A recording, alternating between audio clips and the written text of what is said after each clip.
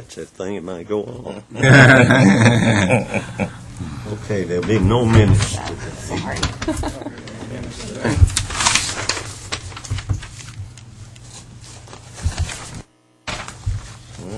No minutes. No minutes today.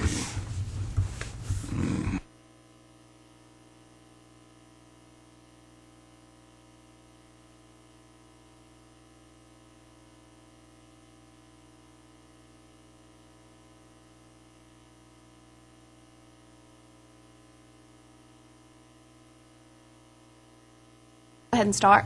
Okay. The Barber Board will now be in session. Please stand, and we'll have the prayer. Let us pray. It is in the name of Jesus, God, we thank you for this day. We pray blessings on this board and all that make up this board. Thank you for these who are here. Allow us to pray. It is in Jesus' name we pray. Amen. Amen. Now we'll have the pledge. Pledge Allegiance to the flag of the United States of America and to the republic for which it stands, one nation, under God, indivisible, with liberty and justice for all.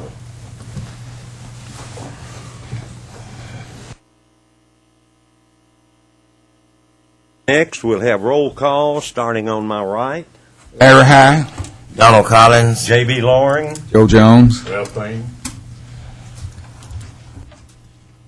Now, we'll skip the minutes for this meeting and have double minutes at the next meeting. Yes.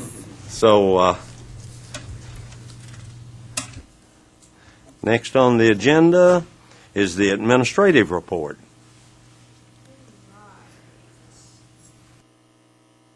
Have to appear before the board, Sierra Gordon and Robin Wilson for a continuing education seminar.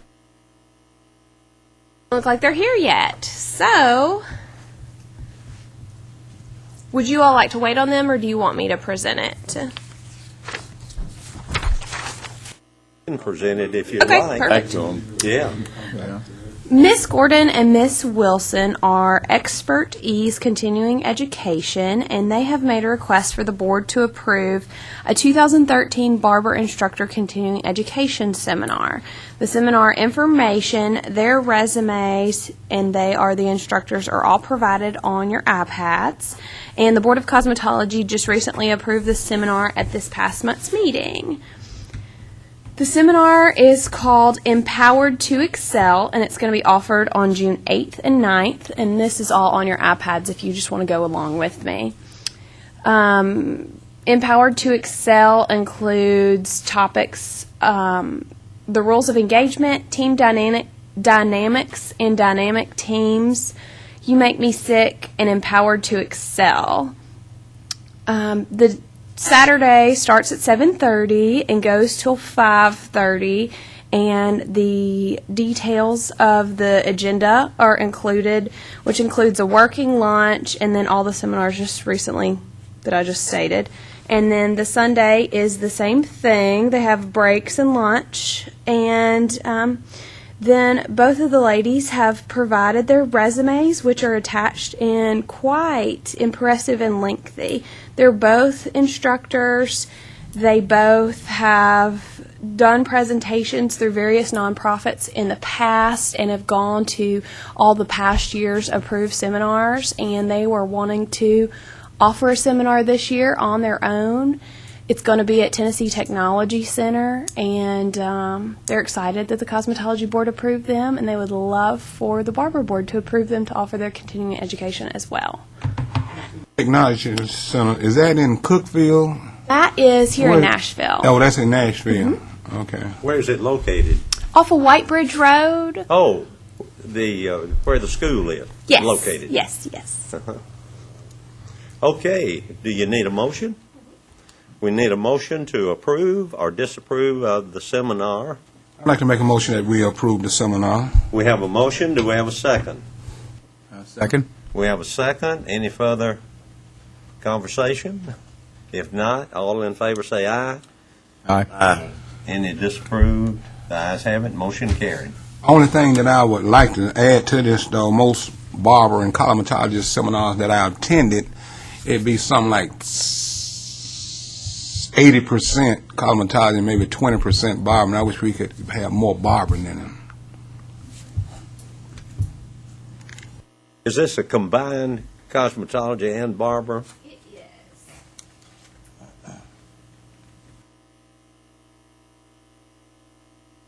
And all of the boards eligible to go, except the public member? Yes. Actually, I'm sure you're free to attend if you'd like. Okay. All right. Next, we have a school application from Kevin Johnson for Paul Mitchell School for a new barber school, and I believe Kevin is here today.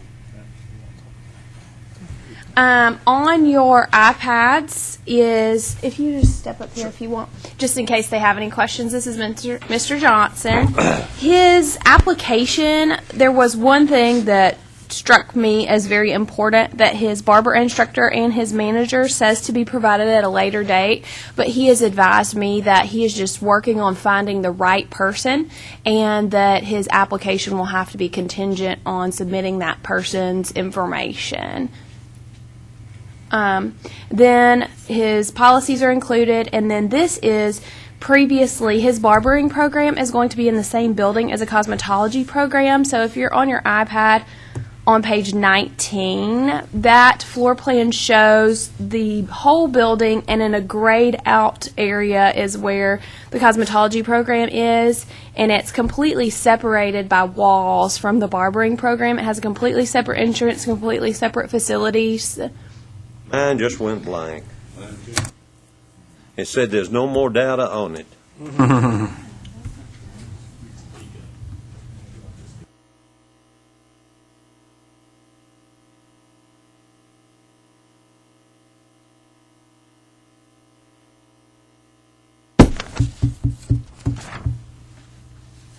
I got it. Where I'm at. You're at the right place. You are too. I'm not.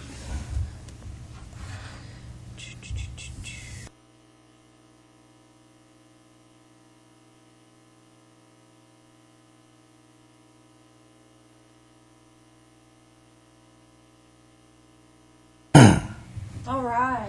Everybody's ready. Okay. So this floor plan he had previously sent to me, and I had some questions about the requirements for the laws and the rules, but he has since added those details, and everything looks consistent with the legal requirements for the floor plan. So if you all just want to take a look at that and all the information. And also, I've received an enrollment agreement from him. I just got it on Friday afternoon, so I hadn't had a chance to completely review the details, but he ensures me that it's the same as the cosmetology enrollment agreement, so it should be sufficient, but we'll make any approval contingent on that as well. So go ahead and review. If you have any questions, just let him know. Any questions? If not, I have a question. Okay. Ray, so you mentioned something about we were waiting on a person to be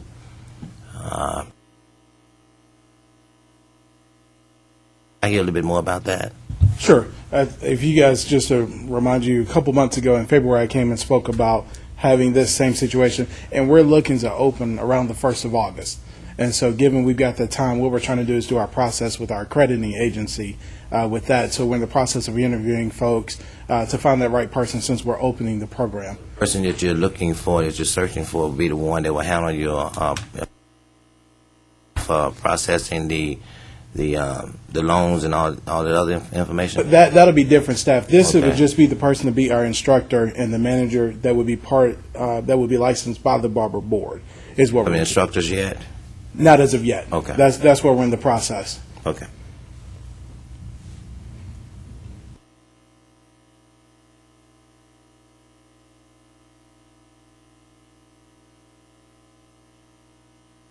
and you're asking that we approve the plan contingent on these other factors. Is that right? Yes, sir. If we approve the plans, then you have to come back for us to approve it. It's contingent on all the on other other factors. issues. Okay, So good. they will That's fine. provide that for Okay. obviously before the final inspection, that everything to get officially open, we'll have everything in place. So we need a motion. Motion made. We need a second. I second it. Any further discussion? If not, all in favor say aye. Aye. Any opposed? Ayes have it. Motion carried. Thank you.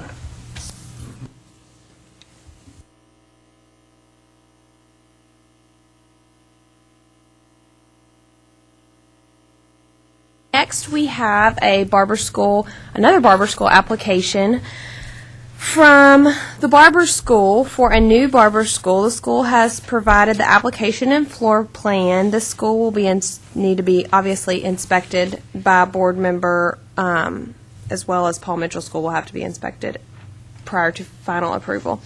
The floor plan, the payment, and the floor plan is actually too large for scanning on your iPad, so Miss Betty is going to hand y'all out a copy of the floor plan, and I have the same one to look at right here with legal counsel.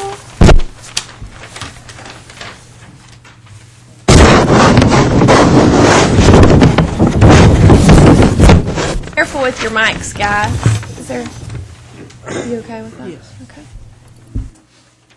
Is Mr. Brooks here? Okay. I don't believe he's here today. Generally, once we get an application, the individual calls and asks to appear, like Mr. Johnson did, but he's not here today. I just got this late in the week last week, and I really wasn't sure. I felt like I needed more of a floor plan to scale, but y'all have done this many more times than I have done this, so I thought I'd defer to you all for your expertise.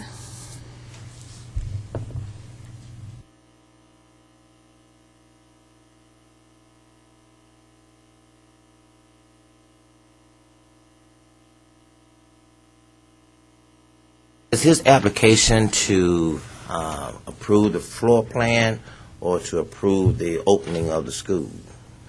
I think it's just to approve the application to be approved for a new school, but Would this one also be contingent on other factors? I think it would have to be, and I would Yeah. almost urge the board to look at this and ask for, some additional information for Mr. Brooks and that he appear in order to discuss his application with the board. But that's just my thoughts, so.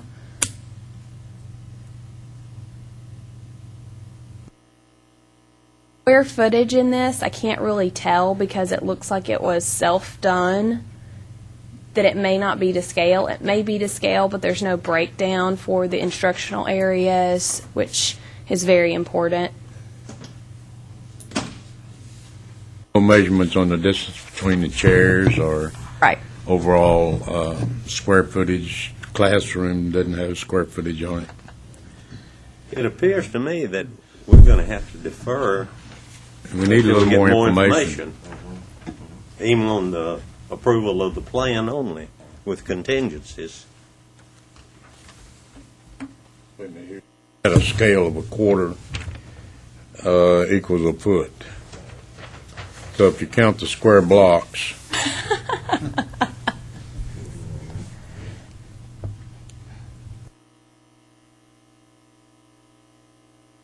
Amen.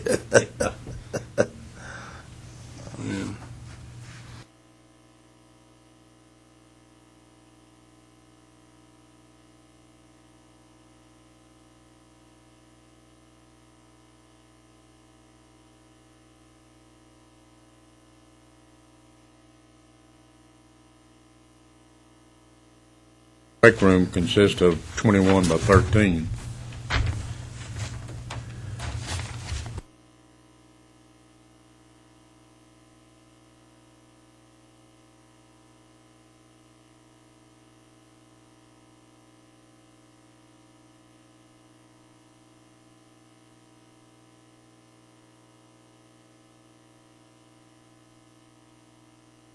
Three 273 square feet in a break room. That's Break in shifts.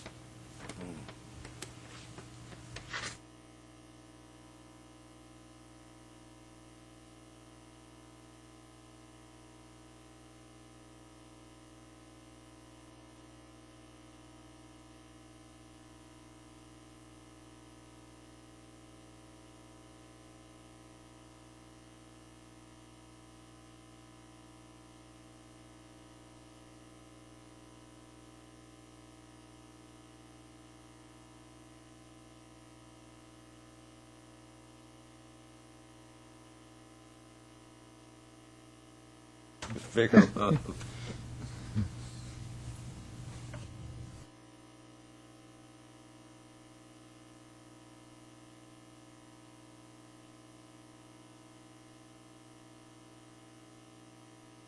Quarter of an inch equals 1 foot. Yeah.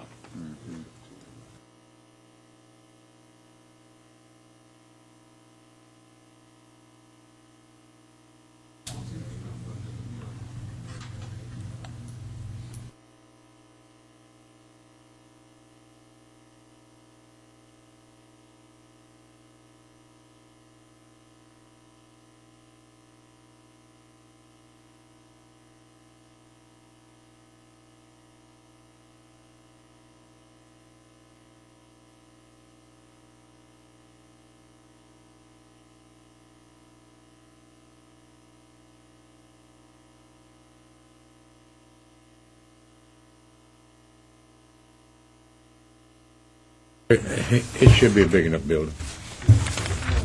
Yeah. Classroom is, he's got 500 and something square feet in his classroom, and he can seat 42 people. He's got 42 stations, so he could easily seat 40, close to 5,000 square feet in his overall building.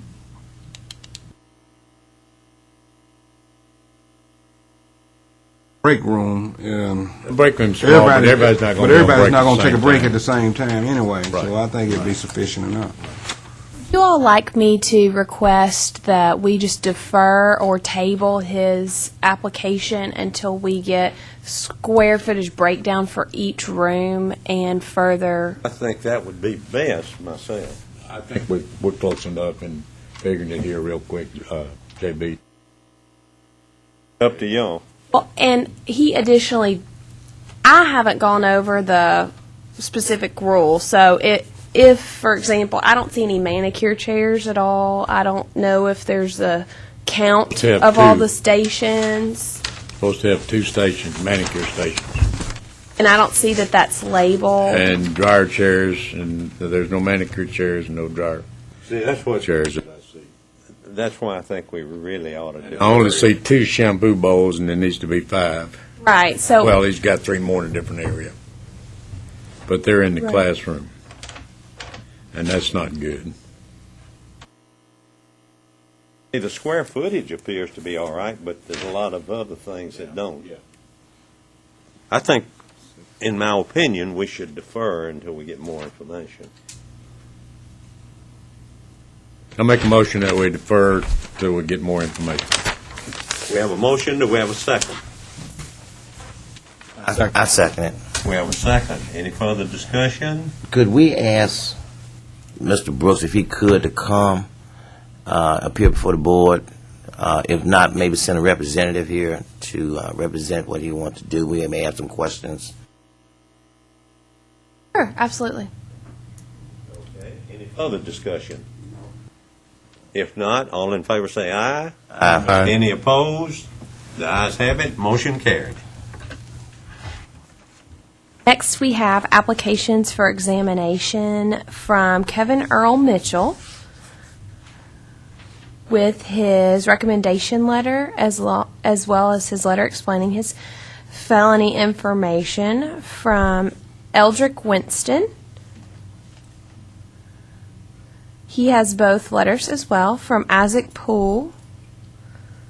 Mr. Poole has both letters as well from Tadrick Johnson. His letters are enclosed as well from Joshua Redman, whose information is also enclosed, and Ronnie Davis, whose application and 2 explanation letters are enclosed as well. Just need board approval with the signed agreed order for a 2-year probation period.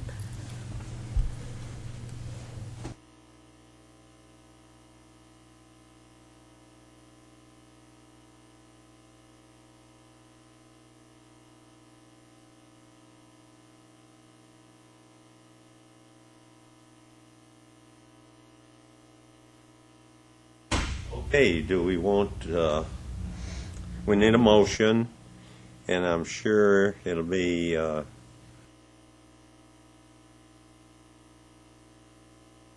previous applications. Felon is on a 2-year probation, so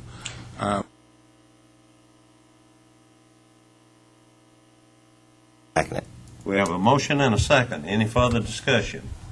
If not, all in favor say aye. Aye. Any opposed? The ayes have it, motion carried.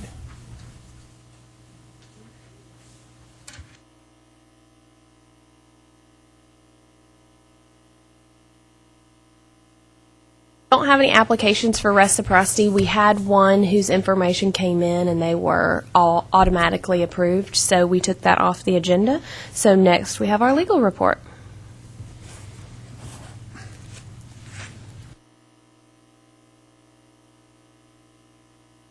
Chairman, members of the board, I'd like to go ahead and present the April 2013 Barber Board case report. Sorry. Everybody can hit the top. There's a little library button that comes up.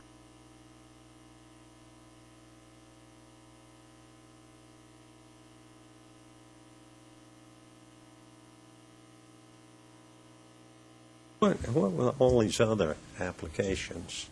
Those were all those. Button up there. Okay, Are always attached. okay. And we do them in one big Right. motion. Uh-huh. Yes, you got the library button.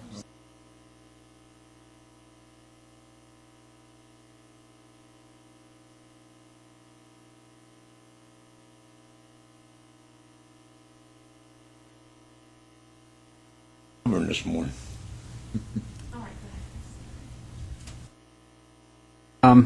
Looks like we are going to have a total of 6 items on this month's legal report.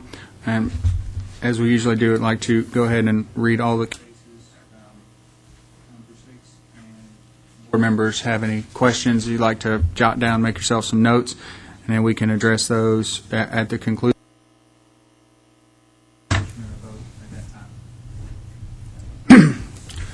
Item number 1, the notice of violation alleges that their inspector observed an unidentified, unlicensed individual performing acrylic nail service to a client while the barbershop license was expired as of 6/30/12. The notice does not provide sufficient evidence regarding the individual in question to conclusively prove the unlicensed practice of barbering. However, according to board office records, the shop license remains delinquent as of the date of this report. The recommendation for this item is to issue a cease and desist advisory notice regarding the shop license with a request for the area inspector to follow up within 30 days. No, we don't have any type fine for operating without a license, or? Well, on this one, the service that was being performed was actually a cosmetology service, not a barbering service. I'm talking about the license being expired. The Well, shop was open and the license expired. for this one, we would probably decide on any kind of fine depending on what the inspector finds and Okay. if the license is renewed before this complaint comes back before the board. So, Is this shop licensed as a cosmetology shop too? yes, it was. Cosmetology license up to date? Yes, it was. Then the barber board action over it. Well, in terms of unlicensed practice, maybe not, but there is a requirement that if you have a barbershop license, that it has to be valid and in good standing if you want to keep it. If you want to keep it, yeah. if this respondent wishes to surrender their shop license, their barbershop license, that would be an acceptable resolution to this matter. If they just say, well, we're just going to do cosmetology and not barbering, then we'll surrender it. But if they're not, then they need to get their license back in good standing, and we'll decide at that time what, if any, penalty to assess. Okay, that's good. Okay, I agree. Carry on. Item number 2, notice of violation alleges that the inspector observed an individual cutting shop owner's hair while the shop license had been expired since 6/30/12. The inspector states that neither the owner nor the individual had posted their personal licenses in the shop. Board office records indicate that the shop license has now been renewed. Recommendation for this one is formal hearing with authority to settle by consent order upon payment of a $250 civil penalty. Item number 3, the notice of violation alleges that the inspector observed a licensed master barber doing a haircut with an expired license in a licensed barber shop. According to the inspector, the individual stated that he mailed his renewal fees, but he could not provide a receipt or proof of payment of the renewal fees at the time of the inspection. It appears that the licensee was telling the truth because board office records indicate that the license in question was renewed on 2/12/13, which, in terms of the time frame, if the licensee had not been truthful about having mailed his fees, there's no way it could have been renewed on that date. So on this one, the recommendation is closure with a letter of warning to admonish the licensee to keep your license current. Item number 4, notice of violation alleges that the inspector observed 2 barbers cutting clients' hair while the shop license was expired and had been expired since 12/31/12. The board office records indicate that the shop license has now been renewed. Recommendation for this one is to authorize formal hearing, authority to settle by consent order upon payment of a $250 civil penalty. The amount of the civil penalty based on the expiration was 12/31/12, and by the time the inspection came up, it'd been maybe 30 days or so. So it's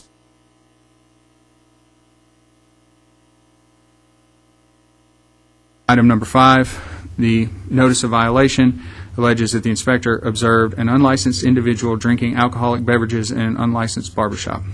However, the applicable rule states that the sale or distribution of alcohol on the grounds of a barber shop or school is prohibited during business hours, and the file contains insufficient evidence to determine whether the person drinking the alcoholic beverage got the beverage at the shop.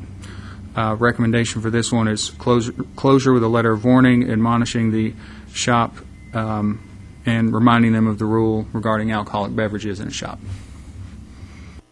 Item number 6, notice of violation alleges the inspector observed hair on the floor and found dirty tools which were improperly stored from a haircut by a master barber shop owner who was outside of the shop at inspection time. As such, the inspector did not observe the master barber or shop owner cutting hair at the time of the inspection. The inspector states that the shop license was valid at the time of inspection, but the barber/shop owner's license was expired as of 1/31/12 at the time of inspection. Board office records indicate that such license has now been renewed. Recommendation for this one is closure with a letter of warning based on no prior disciplinary history for this respondent. If the board feels differently, I'm certainly open to amendments for this item. My main objective has been health and sanitary, and this appears to fit the sanitary and the health, of course, being dirty like that. So I'm not so sure that they don't deserve. Chairman, as I stated, board is more than welcome to amend the disciplinary recommendation. These are, as always, recommendations, and the board is vested with statutory authority to do these things, and so the board feels strongly enough to. I'm happy to amend the recommendation. Okay, board members.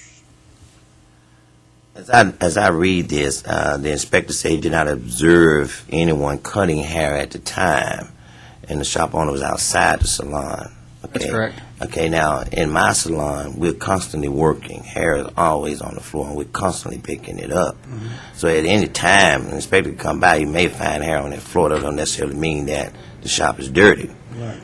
What concerns me is the tools being dirty, and I wonder if the inspector noticed any sanitation equipment that keep the tools clean, like the ultraviolet lights and that kind of thing. So, I mean, I don't read that in the report, so I can't go along with that. But I can't see me violating this owner because of some hair on the floor. I'm just concerned about the tools.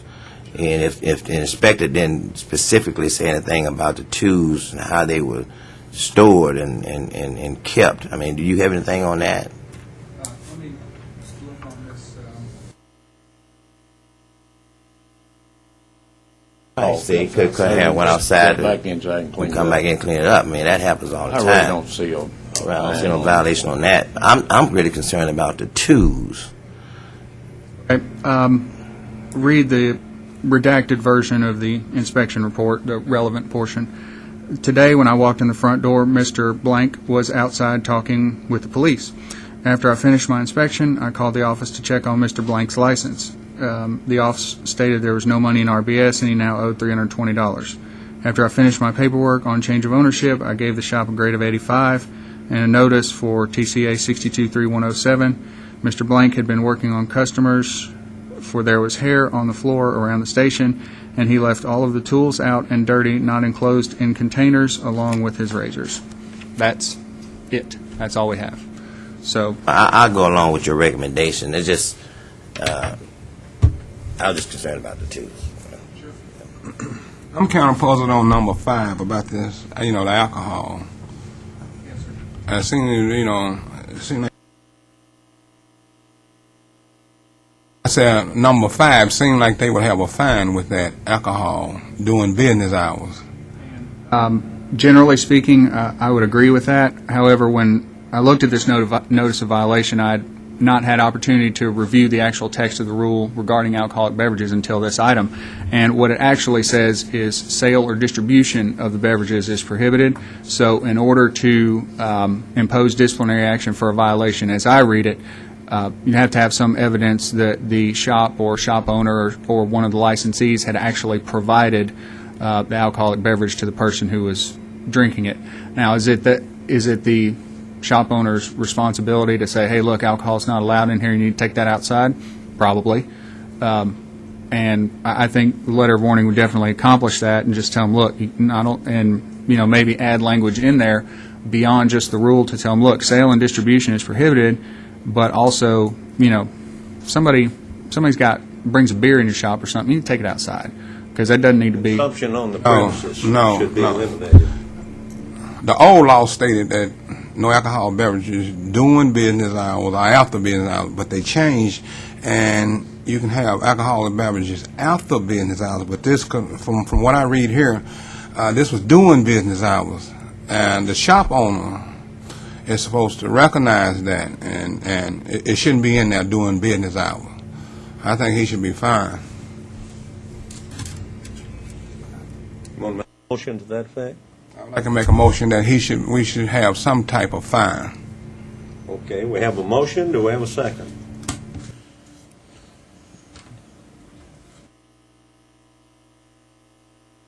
Second.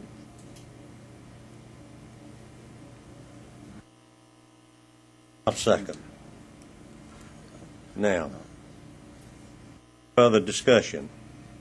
I have a question on that. Okay.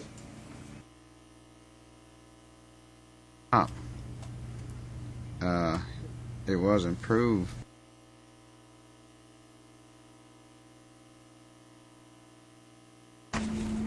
Not a license shop. I mean, at one time, a license just had expired. I mean, we need a little more details, probably. This is a licensed shop, yes, sir.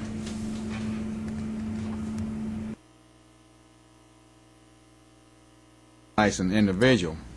I see now. Drinking. Unlicensed portion refers to the person who is drinking the alcoholic beverage. Because if they couldn't even identify who the person was, so, the presumption is. Oh, okay, I understand more thoroughly now. Okay, I want to retract my statement then, because it's a possibility that somebody could walk in your shop and you're not unaware of what they're actually drinking. So, especially on this one, the shop owner was actually not there right there at the time, so. I understand more thoroughly now. I want to retract my statement then. Okay, I so, withdraw my second. all right. Unlicensed shop. Exactly. So I think Unlicensed shop in the reading, that was stated that too. So possibly the shop couldn't even been operating.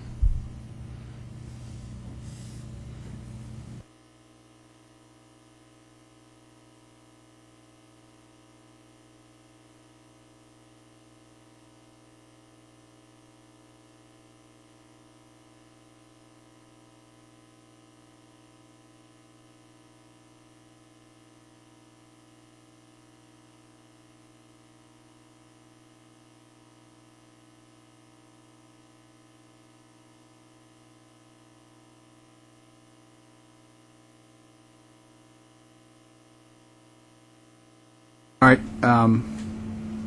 So if there are no proposed amendments to any of the disciplinary recommendations, need a motion and a vote on accepting the legal. I'd like to make the motion that we accept the legal report as it is. We have a motion and we have a second. Any further discussion? If not, all in favor say aye. Aye. Any noes? The ayes have it. Motion carried. Man.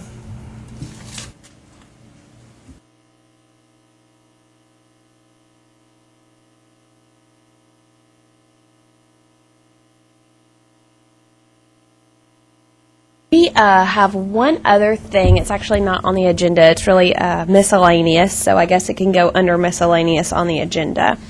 Previously, the Barber Board voted, and we have since posted this on the website because there's been such contention about it, that the scope of practice for barbering in Tennessee does not include pedicuring.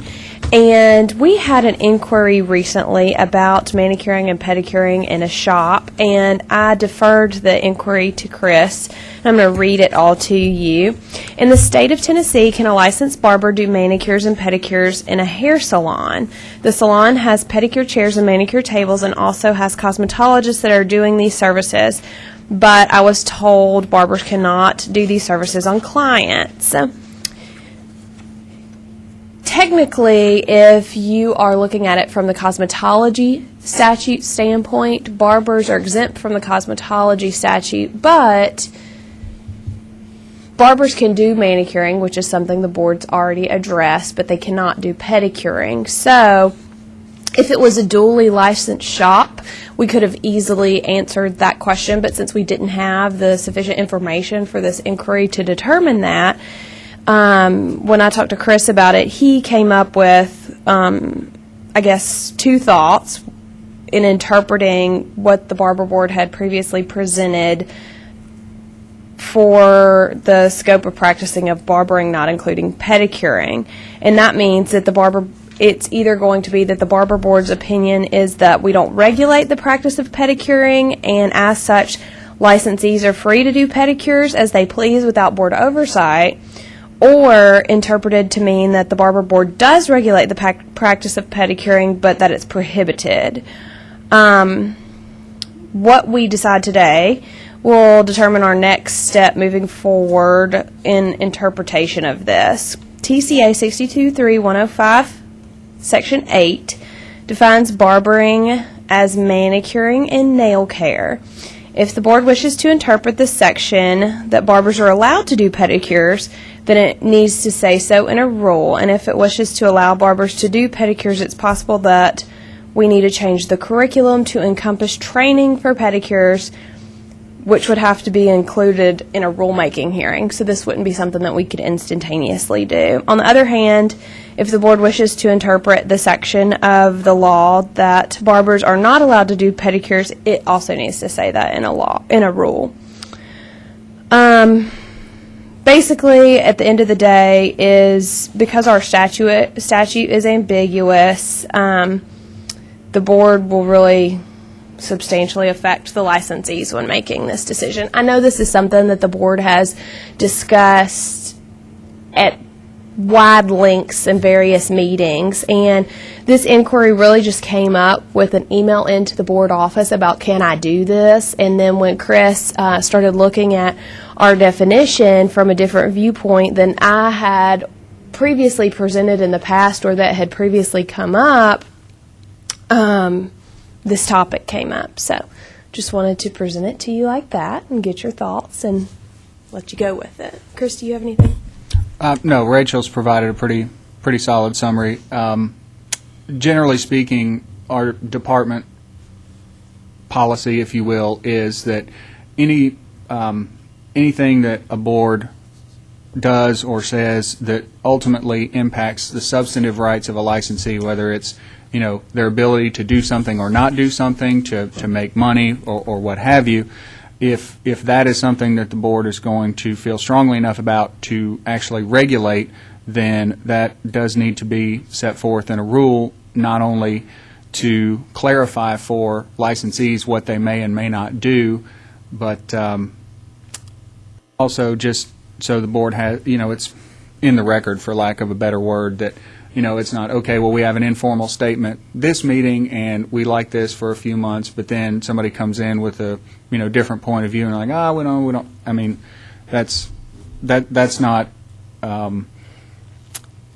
not the way to do business, and I'm certainly not saying that's how it's been, but given the number of times that it's my understanding that the board has discussed this and how many people we've had to come up and speak about it and discuss it, it does seem like the board would probably be well served to figure this out, and if there is a decision to be made today to go ahead and put that on the record, and then let me get moving on whatever way we go.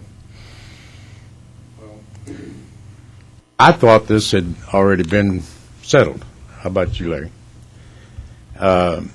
That we were not going to do pedicures, but that back in October when we first started discussing this, we had agreed to come up with a 600-hour nail program for the barber schools so that they could teach manicure, pedicure, and artificial nails and the whole bit, and give them a level playing field, the same as the cosmetologist had.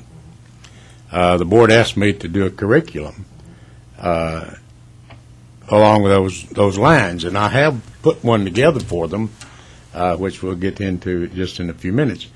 But we definitely, to be able to do this, we need to say no to pedicuring, I think, and put the program in the schools so that the schools can teach it and give our barbers a level playing field with the cosmetologist. I understand they're trying to put some nail schools in now, and some esthetician schools are trying to go in. So, that's infringing on the cosmetology schools because they already teach those programs anyway. But it looks like that's going to pass. So I don't see any reason why anybody would have anything against the barbers teaching a nail program in their schools too. And that would give the barbershops a level playing field. Right now they're teaching nails, Chris, to people under the barber technician program, okay? And there's nowhere in that program does it give them any curriculum whatsoever to teach pedicuring and artificial nails, but yet they're doing it and licensing these people as nail technicians. And when the barber's out of the shop, they can't work. We had a deal down in Columbia where we made an exception for 6 months because a lady her boss got real sick at a one-chair shop, and she had no job. And we let her go ahead and do manicures without him being in there for 6 months. That would eliminate that kind of stuff. See, because they can't work unless there's a barber working if they're a nail tech. I feel like that we're doing our industry a disgrace by not having it, and an injustice, not a disgrace, but an injustice, by not having a level playing field for our people. And just for clarification, is it your, I guess, position, and if I misunderstand, please correct me. Go ahead, it's all right. That the board's current desire is not to allow for pedicuring until there is a sufficient curriculum in place in order to train people? Train people, right. Okay. These people are untrained in these barber shops and barber schools that are out there trying to do pedicuring. Pedicuring can kill. You can kill a person with pedicure. There's an article written by a doctor, pedicure kills. And that's the reason, like JB is so strong on health and safety of the public. And I'm the same way, that I feel like we need to teach our people how to do it and do it correctly and let them do artificial nails and do them correctly. Ms. Velma is also a manager of a school, and she has a comment that she'd like to make. Is it okay if I recognize Velma? Sure. Okay, Ms. Velma.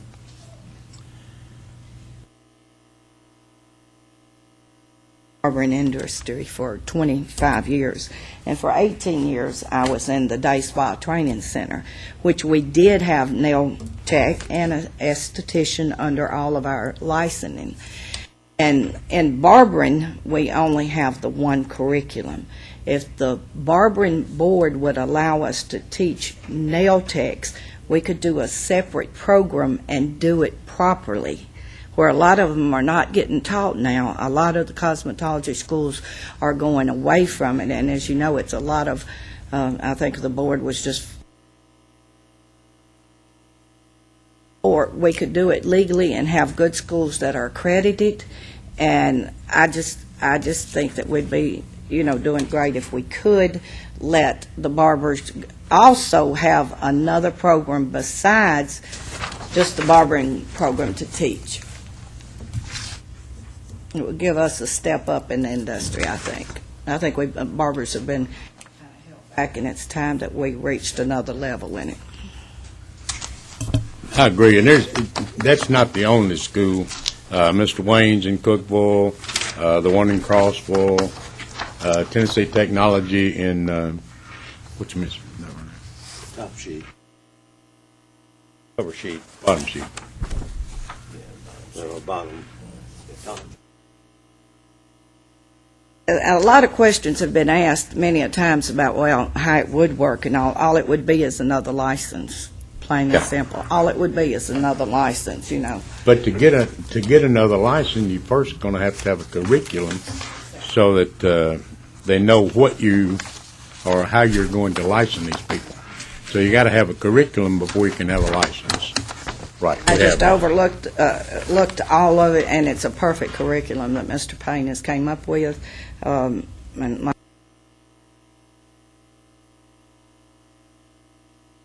fact, Ms. Robin, that's now doing the board symposium that y'all just approved, was one of my graduates back in the days, which makes me proud to see that somebody that I have graduated has went on to now have the symposium. So, I would just like to see it, us to rise up to that level where we can have. Well, I know you get tired of listening to me harp on health and sanitation. No, we don't. But on this pedicure, like you say, it's dangerous. It's dangerous because I read where there will be a suit filed on a pedicure and a possible amputation because of the fungus that's set in for improper pedicure. And so I just can never stress enough about health and sanitation.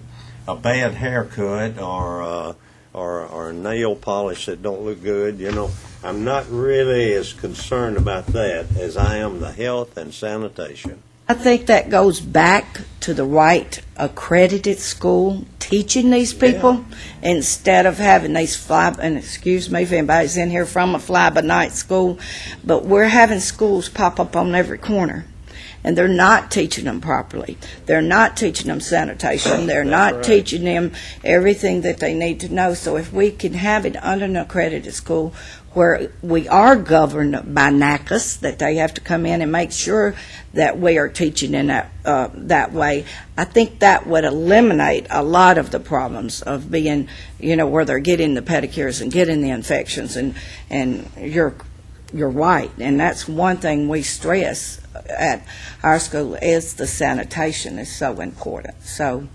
I know I'm not just speaking for myself. I'm speaking for a lot of the barbers in the state of Tennessee that also want to have this program, where we can, again, properly train them and make sure they can speak the English to do the curriculum with and all instead of being licensed legally. So I'd love to see the board pass it if it's any way possible. Thank you. I've been asked quite a few times over the many years I've been on the board, said, why in the world would you have laws dealing with barbers?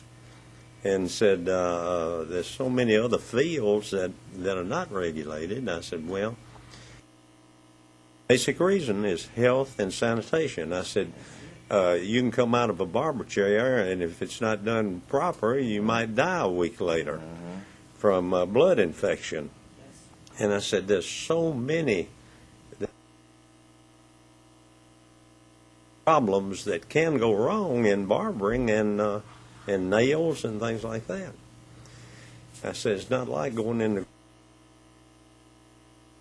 checker don't have to have a license. but they don't deal in. Anyway, that's my spiel. Mr. Chairman, before I go into the options of where we are now, bear in mind that whatever the board does has to be done by minimum majority vote and does have to be voted on the record, so write it down and make sure we know what we're doing. If the board is going to add on something separately for pedicuring, then that sounds more like a whole separate license that would have to be done. That requires a statute change, which would not be able to be done this legislative session because it's almost over. It would probably have to be put in the package for next year if it were going to be done. The other alternative is were the board to interpret its current statute to state that pedicuring is acceptable, then based on the board's concerns about training, health, and sanitation, it would appear that the existing curriculum would have to be rewritten and or modified, in terms of the hours requirement. Now, you'd either have to keep the existing hours as they are and add on additional hours of training for pedicuring for licensees, or you keep the number of hours the same, but have to decide where to cut however many hours it's going to be in order to come up with the hours to do the pedicure training program. It seems to me that those are the two options on the table. If you can't cut the hours and take away, and you can't add hours onto it to give them a pedicure, add pedicuring to it. You need a complete separate license for it. Had we followed up, had we had an administrator that would have followed up on this back when it was completely said do it, they would have already been in legislature for this time. But it didn't happen that way. So now we're a year behind. It's time to get up off our butts and do something and move with this program. We have got to move with it. Yes, Ms. Belton. The trouble is, it's not covered in our Barber. Right. There is nothing in the Barber book that covers this. Barber book, pedicuring is not, and that way you can't. This is a nail technology book right here. And that's the size of it. And let me show you what this consists of for curriculum for nails. And then you look at the Barber book and the Barber curriculum, and there's nothing in there.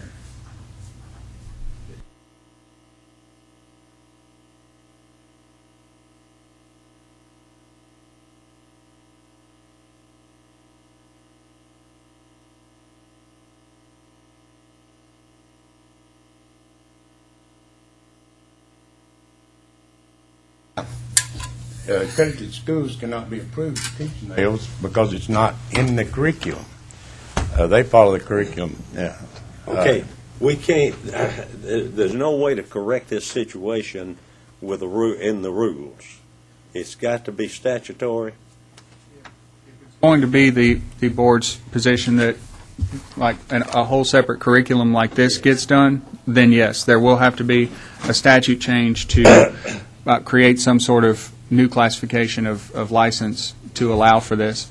And if that's the board's desire, we'll do the best we can, try and figure out how to make that happen as soon as we can. Obviously, it'd have to be the next legislature. That's correct. Yeah.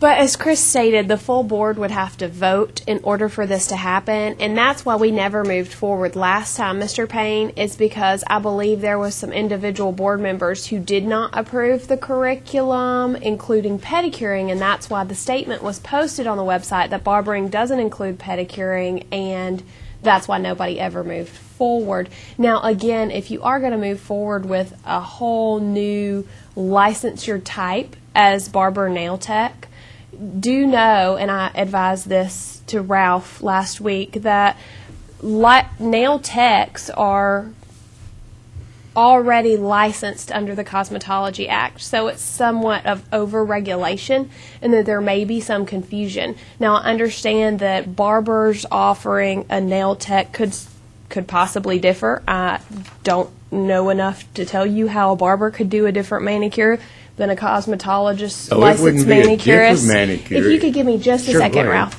I just want you to know that anytime you submit an opinion to the legislature, they don't want overregulation generally. We're just here to license and regulate, and that may be why it's not included already, because it's licensed under Cosmetology Act. Barbers are exempt from the Cosmetology Act. Cosmetologists are exempt from the Barber Act. So just take that into consideration. And this is also what, I told Ralph was, if we want to change our curriculum and we want to offer a new entire license, then the full board has to vote to agree to do so. And that's why we haven't the past months, because there was never a full board majority vote. I don't know if y'all recall. This is something that the Barber Board deals with in every one of our meetings. It's this pedicure thing. Now, we got to get some kind of closure to this. My recommendation on our next meeting, the board members that want to vote, that approve this and the ones that disapprove this, state why they approve it, and the ones that disapprove it state why they disapprove it, and we got to move forward with it. And I need to ask a question as well, because if I understand you correctly, Rachel, if the board approves this, it will be overlapping with the cosmetology, wouldn't we? No.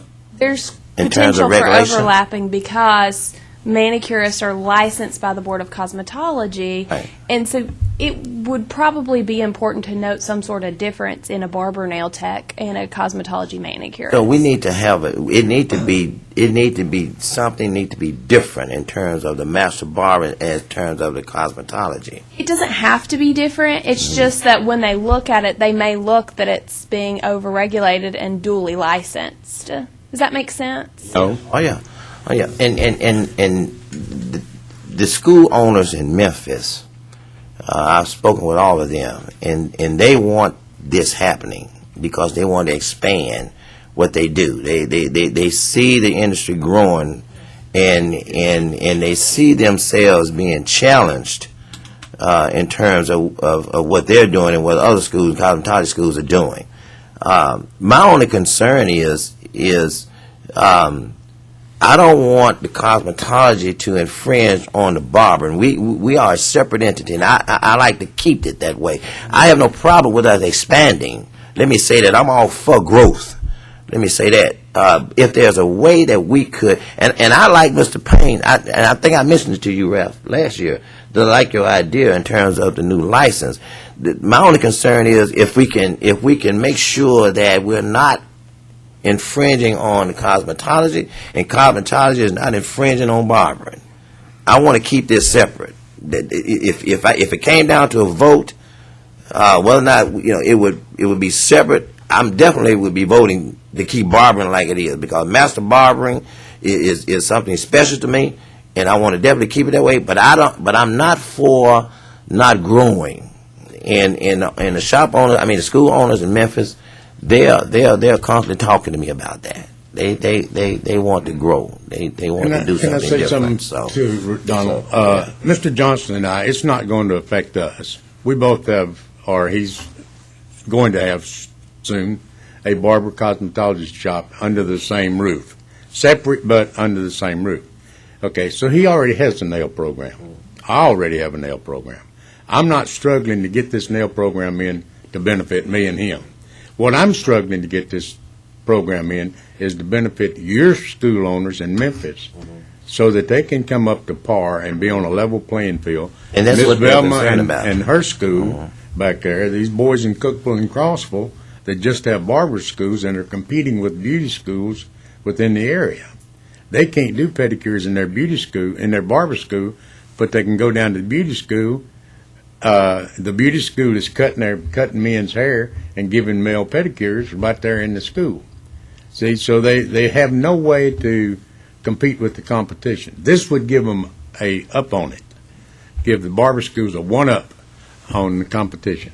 I guess it'd be discriminatory to have male pedicure and female pedicure, Oh, wouldn't big so. Yeah. Yes, Ms. Velma.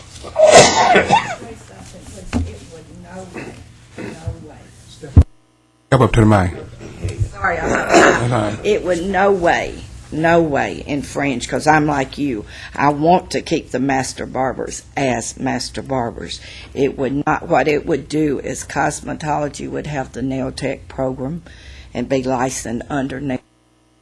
Barbering would have a nail tech program, and it would be licensed under it. That's the issue that the school owners in Memphis are concerned. They want this. Yes, sir. Everybody I've talked to. And I've said to them that I'm just one member of the board. I cannot speak for the board, but personally, I want Master Barber to stay Master Barber. I mean, I've been a Master Barber for nearly 50 years, and I want to keep it that way. But I'm not against growth, and so I want to see them being able to compete, and so that's my position on that. Look at the enrollment at the cosmetology schools. You'll see they're anywhere from 100.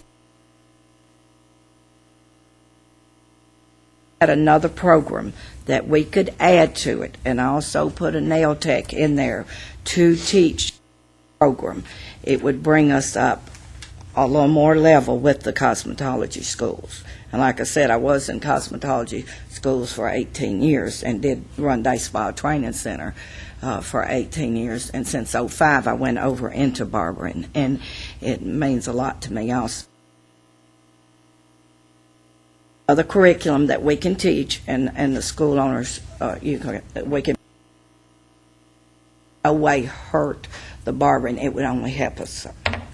Mr. Chairman and board members, if I might, also just understand that Ms. Powers and I are not, trying to rain on your parade or any such thing. It's just that we also have jobs to do and people to answer to, and some of the questions that we ask in the course of this are questions that we anticipate potentially coming down the pike from the assistant commissioner, maybe the commissioner's office itself, and if this requires a statutory change, possibly even the legislature. So better that, if it's possible, that we have more information rather than less, and try to figure out where the board is coming from. And so when we have questions come to us from the folks we have to pass this through the food chain on, that we would be able to answer those in a timely manner and not have to say, well, I don't know, let me put this off a month, come back to the board, ask them, bring it back. So that's that's kind of where we are and why we're asking the questions we're asking.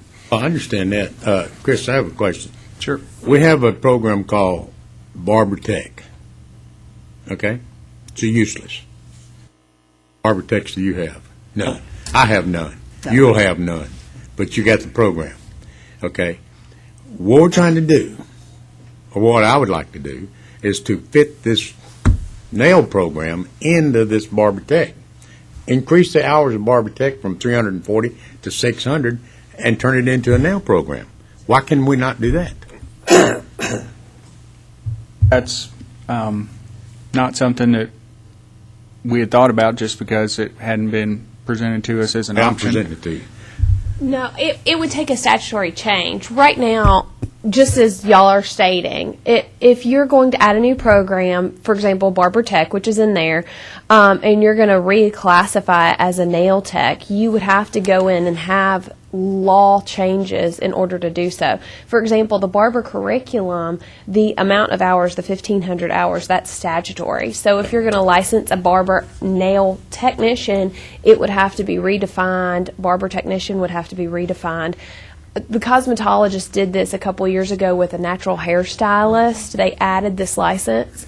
I mean, this is something that the Barber Board has potential to be able to do if that's what you want to do. I will address my concern just once again is that the Cosmetology Act already has this, and it may be seen in light by the Attorney General's office and the legislature as overregulation. Now, I'm not saying that the board can't move forward against my thought that it may be seen as overregulation. I just want you to know that it may be seen as overregulation. But, Rachel, we got to present this to the legislature as a need. And, if you can't create a need, you can't sell it. So we've got to create a need. You can't sell me a car unless I need one.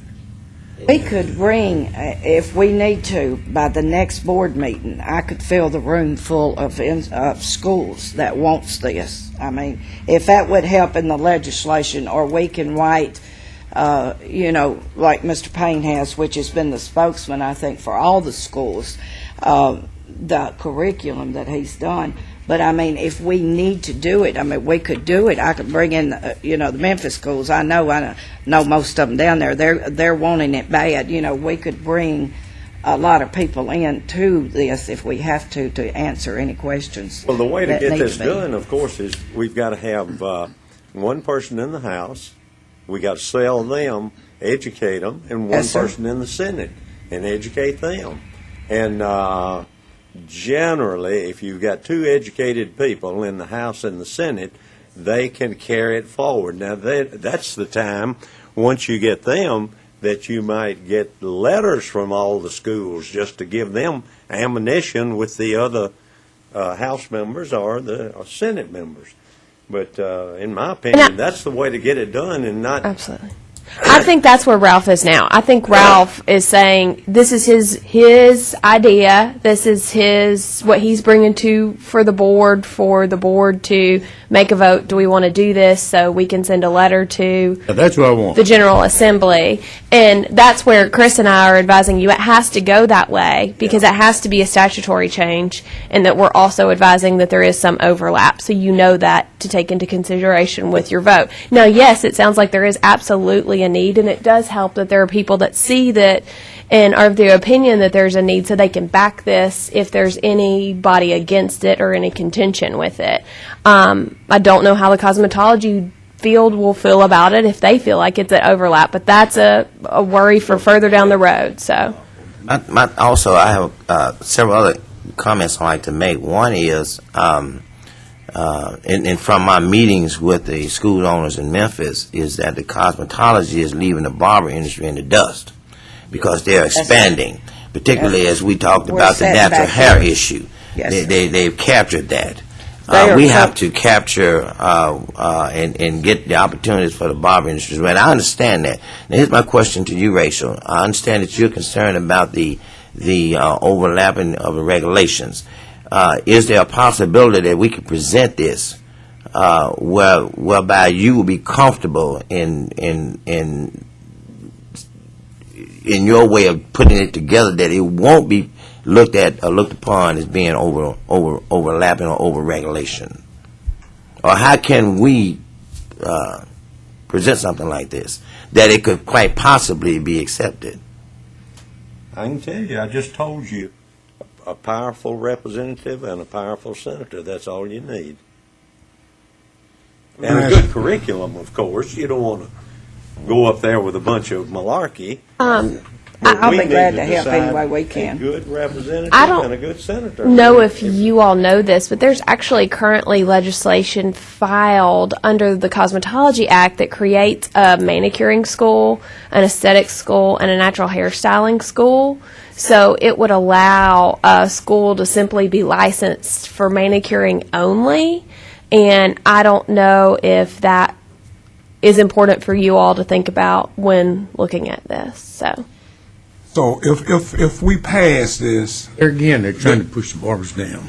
with the students that's entering Barber College, would they have an option, either or? How can I want to take, I just Yes, want to be sir. a barber, I do the 1,500 hours, but if I want to do the pedicure, they add 600 hours. Yes, sir. What we would have is two separate programs. Our barbering would come in under our barbering laws. Our manicuring would come into a separate part altogether, would be completely, they would not be in the barbering. Right now, cosmetology has 4 subjects that they can teach under their cosmetology school. We have 1.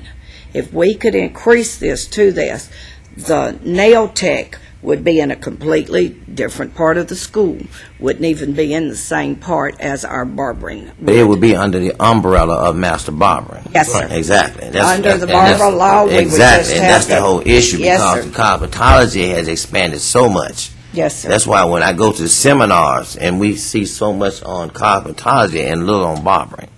Yes, sir. It's like I think in the state of don't have Tennessee there's anything. We got thousands one of program. cosmetologists, but very And few one master program. barbers. Right. Yeah. See, when the next thing we need is a natural hairstyling program in our schools, because I've got barbers that can braid as well as any cosmetologist can. Exactly. The And field they're is doing it in expanding. their shops, But they can't get The field is licensed. but they expanding. can't get licensed for it. Right. Why don't we think about combining everything that's needed in one bill? If you think manicuring and pedicuring and natural hair, and we need to get it all at one time, make a grand push, and it'd be just as easy to get it done with everything as it would be one thing. But if there was Like I to, say, if we present something Your like that, representative and your senator powerful, and you need the best ones. if we present something like that, in my opinion, it would appear as if these boards are on the verge of combining, and that's what I'm totally against. I'm totally against that. So I think if we deal with the issue at hand, Manicure and right? Yes, sir. That's what everybody's talking about. Yes, sir, the nail tech. Everybody's talking about that. I Okay? think all the schools would be tickled to death if we could add just the manicure and nail program right now. Because Yes. if I'm presented with the question of combining these boards, I'm definitely against that, No, sir. and so I'm going on record to say that. But I think we need to deal with what's at hand. What everybody is screaming about now, what the school owners in Memphis are talking about, and that's what we're talking about right now. Nail program. Yes, sir. If we could get a nail tech license under barbering, which would be strictly under the barber heading, Exactly. not under cosmetology and not under anything but barbering. If we could get that, I think all the school owners would be happy. It would be. I know in Memphis they would be happy. It's all over Tennessee. I know a lot of them, and it's all over Tennessee. And a lot of them would. In my opinion, then let's push for that one thing. Well, just like I said earlier, And push. Let's vote for it. this thing have been lingering on too long. Yes, sir. I would like to suggest that the board members here, on our very next board meeting, bring a statement in why they're for it and why they are against it, and let's vote it in or out, and let's move on. Because We could take- this thing have been lingering on too long. We could take a poll right now. I have something to That's say the reason before I'm we- here today. I mean, I would like to see it pass because, like I said, every month I keep reading the minutes, and I'm hoping something is going to be passed on it. So, I do represent a lot of the schools. Mr. Wayne from Cookville and several of the schools have asked me to come, and speak for them, and I Oh, how do you make a feel ruling, about we it? would love it. Hadn't heard from you. First of all, we have wasted, I don't know if we've wasted time, but we've spent a lot of time on this. And when you get into something like this, in order to get it passed, we're going to have to work out all the kinks before you go to legislation with it. Yeah. And it seems that we have not been able to resolve anything when it comes to making these changes. And what I see, to do this, you've got cosmetologists already doing nails and nail care and all that. What about those that already have a license? Are they going to have to go back to school in order to do this? Yes, sir. Grandfather those in, the Yes, ones sir. that have already been Okay. licensed under the other program. That's easy to say. I don't know if legislation is going to go along. They have to rule on that. A lot of these things we have to work it out before we get to them. And we haven't got too far with this. We've been discussing this for a long, long time.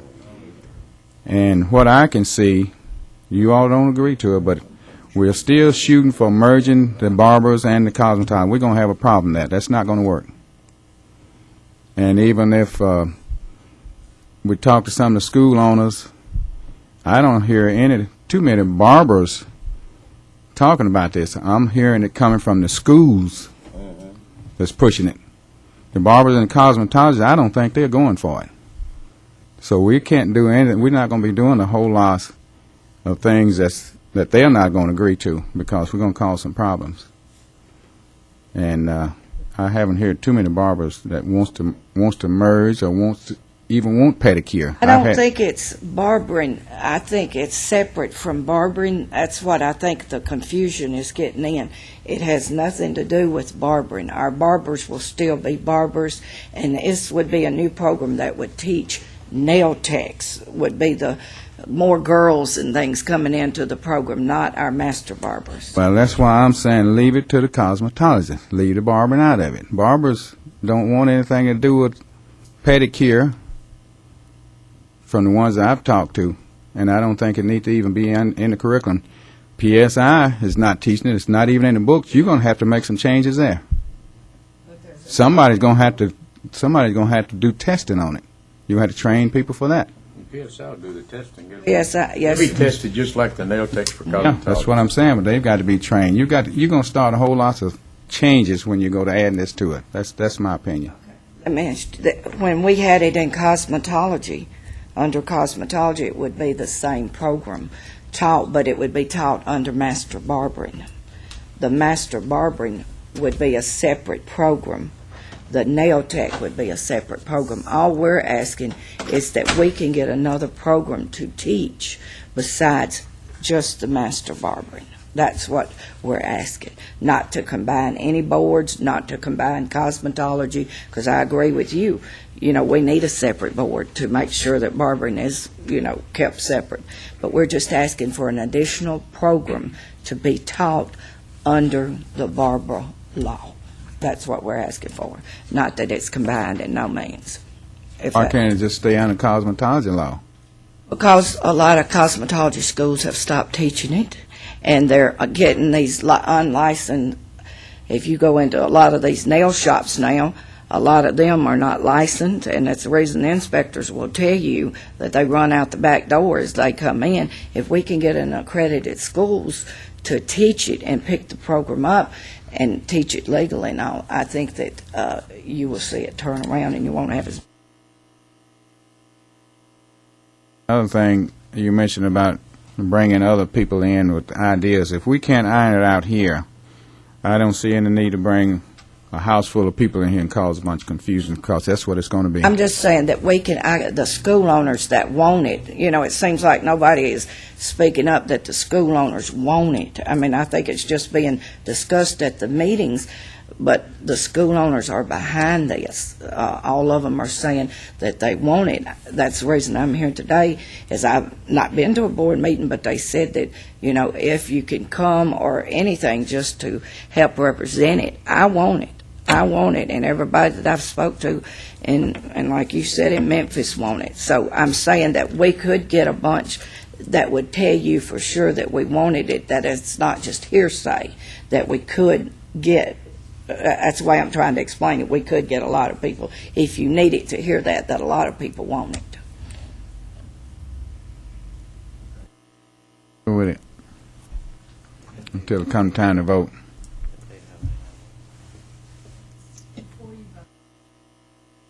You'll step up to the microphone, please.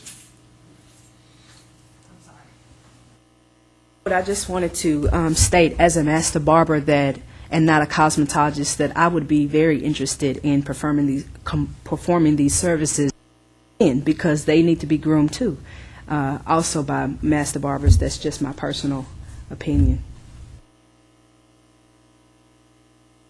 Thank you. Okay, we've any more discussion? And Ralph, we appreciate that you've gone to a lot of work on this, and that looks like a start to me. Well, do we have any more? I took the nail tech book, and of course, I teach a nail program now in our school, and I revised it some so that it would fit the barber industry. It's not the exact same program that we teach in the cosmetology, but it's very similar and very close, and we had adapted it so that it would fit for men as more than what the one that we have now does. Joe did bring up a lot of good points. Everything, all the little niches and crannies we need to get ironed out. Yeah, we'll have to do that as we move along. It's presented, so obviously bring up all the questions and concerns that we have, because we don't want to get a person in the House and a senator to go forward and then get surprises. Oh, I agree with you. I'm just trying to get us moving. Yeah. Yeah, you know, and like Well, you say, we can find need out this- right now. Does the board want to go forward with this? Now, if we say we want to go forward, are we saying that we would change the ruling that we previously made on the website? No. No. So what- moving forward means that we Moving try to get everything forward. prepared to go to the legislature. To take this program to the legislature Yeah. or a new program for barber schools. So as it stands on the website now, our ruling would stand that there will be no pedicuring done under the Master Barber program. Right. That's the way it stands now. That's the way it stands. Because we have been dealing with this, I know, a year. Well, when I know this a is, Collins, when this is approved, master barbers are not going to be approved to do pedicures. This is going to be only the nail techs that have graduated in master barbers that's going to be approved to do pedicures and manicures. Right, so the Artificial statement nails and on the this sort of thing. website says that the scope of practice for barbering in Tennessee does not include pedicuring. So what the board did with that was they looked at the definition of barbering and they decided if manicuring and nail care, as quoted per the statute, included pedicuring, and you all voted that it did not. So simply, if you're voting today that you want to move forward with a nail tech program, it won't change until, obviously, this whole thing moves forward and there's some sort of statutory change. Now, it would be good if Chris went back, depending on how you voted, and drafted a rule that clarifies the definition of barbering, meaning nail care and manicuring does not include pedicuring, something to that extent, where when whatever moves forward or doesn't move forward goes into enforce, that's obviously seen. So. But it also doesn't include artificial nails, too. Because the manicuring that's in here is just a manicure, a male manicure, no polish, nothing. No nail art, no anything. It's kind of like the makeup in there, strictly daytime makeup. It had nothing to do with nighttime makeup or high-fashion makeup that we teach. We don't teach any of that in the schools. We teach, daytime makeup. In my opinion, I think we need to take a vote on, do we want to move forward with this program, scrap it entirely? And if we move forward, then obviously we want to get everything prepared to go to this next legislature. We want to get our House representative and we want to get our senator lined up so we can start politicking. I'm totally against it, and I'm going to tell you why I'm against it. The cosmetologist is coming over into the barbering field, and the barber coming over into the cosmetologist field. If a master barber work in a shop where there's a nail tech, he's a barber, he's a master barber plus a nail tech. He will sit and watch this nail tech. Although he only have master barber, like he will learn from him and he will eventually do it. I think you'll open up a can of worms. But I'm totally against it. Just like I said, the cosmetologist coming over into the barber field, the barber's coming over into the cosmetologist field. So I'm just totally against it.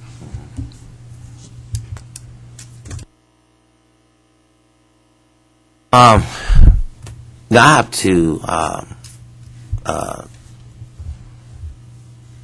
comment on concerning the people that's constantly calling me in Memphis. They know my position. I'm strictly for master barber, and I don't particularly. I am certainly not interested in combining these boards. And the thing about it is it may seem or appear as if the direction we're going may be headed that way. But I am also for growth. I am aware that the Cosmetology Board has expanded itself with several different licenses under the cosmetology umbrella. Each time I go to a seminar, I see more cosmetologists than I do barbering. And the reason is because cosmetology have more license than barbering. And from my conversations from a lot of school owners, as if barbering being left in the dust. I don't want us to end up, the barbering industry to end up just being able to cut hair, shave, and the things that we do.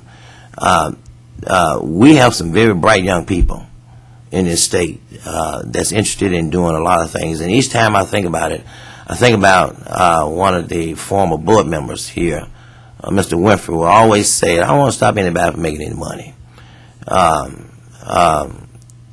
If there's a possibility that this board could expand itself, its umbrella, with this, with the knowing that barbering would be within itself, not overlapping into cosmetology. If a person wanted to go to school to be a master barber, then they can do that. If a person wanted to go to school to do something else, they can do that. I don't want to stand in the way of progress. That's my opinion. But I do want to make it clear that I am not for consolidating these boards. And if it ever comes to that, then my vote would certainly be no for consolidating these boards. My only concern is the steps that we take now. What direction would that take us? And I've shared it with the school owners in Memphis. What direction would this take us in combining these boards? Because there is an element out there that want to see these boards combined. And I'm certainly not for that. So, again, I'm not for stopping any growth at all. I want to see this industry grow, particularly master barber industry. I want to see it grow. But I want to see it grow in the right direction. Again, there are some very bright people, young people in this state who are gifted in barbering, and they have some bright ideas, and I want to see them. I want to see them be successful. So that's my comment. Well, as you well know, I've preached it over and over again. I'm concerned in health and sanitation, and obviously, as competition grows, you'll have people doing this service that's not licensed and not trained. It's just inevitable. I can well remember many years ago how cosmetology really got a jump, and that's in the basements and the garages of houses. People ladies saw an easy way to make money. Well, they were not regulated at that time. Many of them wasn't. In fact, in my neighborhood, that's 40, 50 years ago, but still, they were not regulated, and there was 3 of them in the neighborhood. So, obviously, as competition takes place, you're going to have people to do these kind of things that I want to see it regulated so that we have the health and sanitation issue covered. So I'm for it.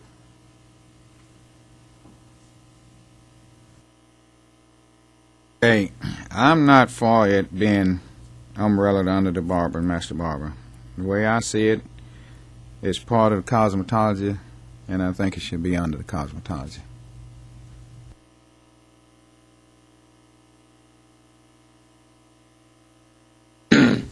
I am strongly for it. Okay, I'm sorry. Go ahead. I was just going to say, right now I have, 3 and 2.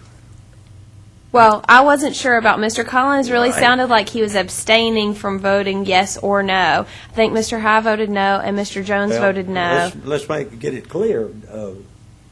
Are you for it or against it?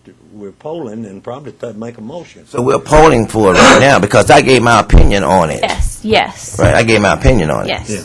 Well, I'm certain, as I stated before, it appears to me that this is headed into the direction of consolidating these boards. I said that earlier. No. Right. Right. But appeared to we me. need a clear yes or no for the for It has moving nothing to forward. do with with the program. consolidation. But I'm Don, against this that. doesn't have anything to do with consolidation. This is just adding a new program for the schools. That's all we're trying to do, is to add a program for the schools. And here's the program. Yeah. I think- And there's your program. I think it was just part of Mr. Collins' opinion that he feels like if we say yes, we are moving forward, or Exactly. is that, am I correct? If in we say saying that? yes, it appears to me that we're moving toward that. I don't want to appear that I'm straddling the fence, but my concern is as I stated earlier, a lot of school owners want to see this, and the word is that we're leaving. The Barber is being left in the dust. But my concern is how is this going to lead us into consolidating these boards? That's what I'm against.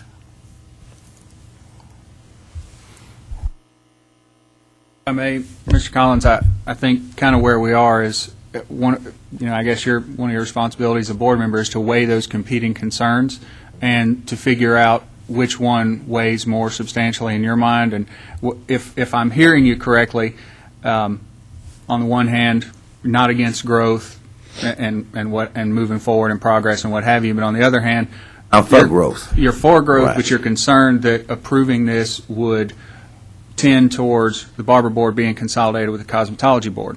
So it seems like if the consolidation is your bigger concern, then the vote would be no, do not move forward with the creation or attempted creation of this program.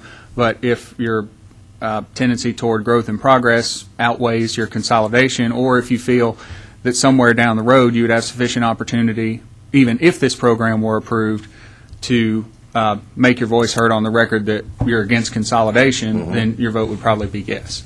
So that's, and because we're at 2-2 right now, we do have to have a vote of some kind, even if it's an abstention. I understand. And also, even if the board approves this, it still will not be put into place.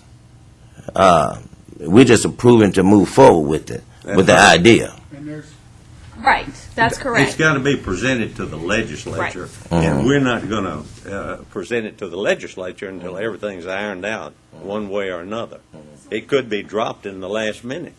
Right. So what we would do we would write a letter on behalf of the board, which we would present to you at the next meeting, of a synopsis of creating a Barber Nail Tech license under the already created Barber Tech statutory language, and that the board would like for that to include a 600-hour program with the curriculum set forth as drafted by Mr. Payne, and send that to whoever you want us to send it to.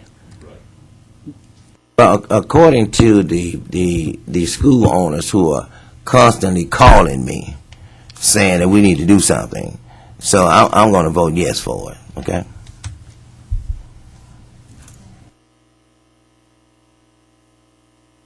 Right, so we got a 3-2 vote, so that's a majority of the board wants to move forward with the Barber Nail Tech program. Don't you think we need to put that in a motion form? Yes.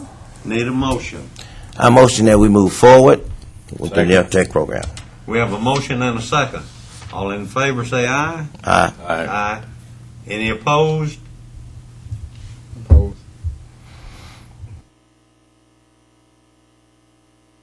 What? Need you to say no for the record, for the camera. But you opposed that Oppose the motion. motion. No, I didn't oppose. I mean, move forward with it. Move forward with it. I was outvoted. Just move forward with it. Okay. Okay.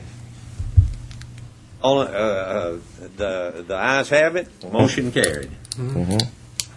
Now, I think it'll behoove all of us, now that we have voted to move forward with this, then we need to bring forth to the board all the objections or all the praise All or the concerns. anything. We've got to get this thing ironed out. We sure don't want to give this to a House member and a senator to move forward and have a bunch of glitches. So for the next few meetings, we need to devote some time to discuss this, the pros and cons, and get it worked out perfect. Plus the fact you need to be thinking about a good House member, powerful House member, and a powerful senator to Senate in the legislature. Now,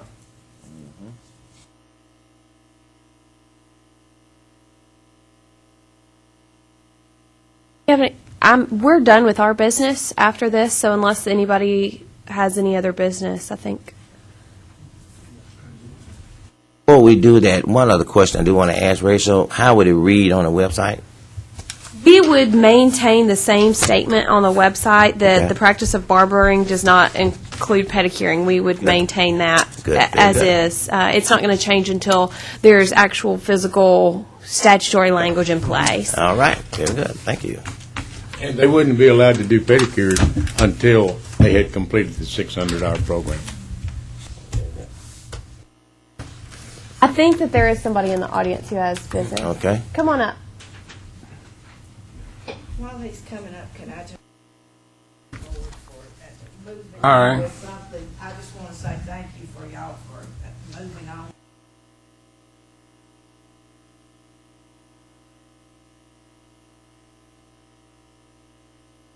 Oh, Leroy Lyons III. I'm here looking to get my license reinstated. In year 2007 and 2008, I suffered 2 strokes, and I really didn't know if I would be able to do hair again. And I wanted to just get my license reinstated to where I could basically do what I need to do. And that's pretty much the position that I'm trying to do and get done. okay, any questions from board members? What you say your name? Restate your name again.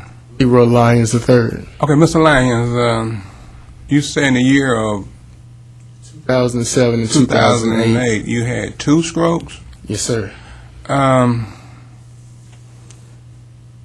you weren't able to work. Okay. Do you have any kind of statement from your physician, your doctor? Yes, sir. I had faxed some information in. Were you the one else? Rachel, she stepped outside a minute. Do you have them, I Chris? have the You have them? documentation in front of me. I can pass it up. We only have one copy because Just read it. Just Okay. read it, yeah. Just bear with me 1 second. There's a few sheets of paper here. They're from separate doctors, too. I've seen 4.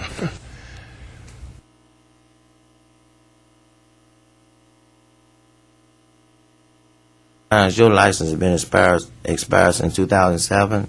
Sir. Okay. Had the stroke in what year? Of 2007. Well, actually, it was scheduled to be renewed. I think it was 2007, 2008. Had the stroke during that year. Yes, sir. Mr. Lyons, just having gone briefly through this documentation, it appears that these are medical records and doctor, for lack of a better word, diagnoses and things like that. But if I'm understanding the board correctly, what Mr. High might have been asking about was, do you have a letter from one or more physicians stating whether or not you have work limitations? Are there things you can or can't? Mr. High, is that what your concern was? Yeah. Can or can't do. It's kind of rough, and losing vision on this side is kind of hard to do, you know. But, you know, I just wanted to just kind of keep my license active just in case I decided to go back and do work again. You know? And also, for the benefit of the board members, these Mr. Lyons' original request was forwarded through one of the legislators, and the issue was the fact that his certificate had been expired for more than 3 years. As the board's well aware, if a license has been expired for more than 3 years, and I'm reading from TCA 623129, subsection C1, for the reinstatement of a certificate of registration for a master barber license has been expired for more than 3 years, a new application for examination and the examination fee shall be submitted. If successful, the applicant shall pay the specified license fee. The examination shall consist of a practical examination before the board. It appeared that Mr. Lyons' request was to not have to do the practical exam to get his license reinstated.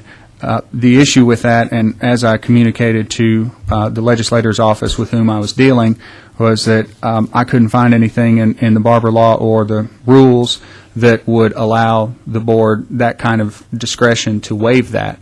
There are certain requirements across various regulatory boards that, for example, you'll see language, for good cause shown, the board may waive this requirement, blah, blah, blah. I don't see any type of such language in the Barber law and rules, and it was for that reason that I communicated back to the legislator's office that I did not think the board had the authority legally to grant that kind of waiver. And that's where we left it, and then we got notice that Mr. Lyons might be here today, so I pulled these documents back up. In the past, serving on this board, doctor statement we have waived before when it has done it's looked at this thing different. That's for continuing education. There is a statement in the rules, I believe, for continuing education. If the individual can provide a reason why they didn't attend the continuing education to maintain an instructor license, the board then has the authority to waive that, but not for reinstatement of just a master barber license. I think it's been, I can remember a couple of cases, but it was less than 3 years. It was maybe like 6 months or a year, something like that. You're correct, Mr. Chairman. When it's less than 3 years, the exam part is not required. But when you're past the 3-year mark, that's when the re-exam portion requirement kicks in.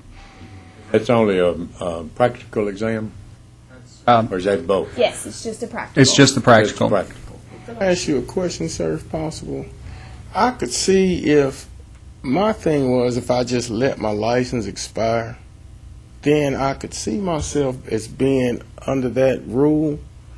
But for something that I went through, like what I did, that doesn't quite make any sense to me, because I wouldn't have let my license expire, but I couldn't work, I couldn't even see, you know what I mean? So I didn't even drive up here. My wife had to drive me. I just wanted to make sure, I've had my license so long, almost 30 years, and I just don't want to lose them like that. I'm fortunate to be alive, but that's why I decided, I said, let me come up just to see if I can, This is a very compassionate board. And however, our compassion is cut off by law sometimes. So, and this is the case. I've never known this board to muffle down any person where we could give some leeway. But right now, I know we would. Is there anything that we could do in terms of making a decision to help Mr. Lyons? Because certainly I agree with our chairman that we are a compassionate board, but this gentleman obviously has been sick with 2 strokes. Is it anything that we could do? Not that my personal opinion matters, but if you're if you're going back to work to barber, you're simply only required to take the practical part, which is essentially barbering in and of itself. Right. And we have practical examination sites in Knoxville, Nashville, and Memphis. So, you live in Nashville? No, I live in Chattanooga. In Chattanooga. Like I said, I took that test almost 30 years ago. But it's the same thing as barbering hasn't changed that much. The practical test is just basically hair cutting, shaving maybe, and that's it. There's no questions.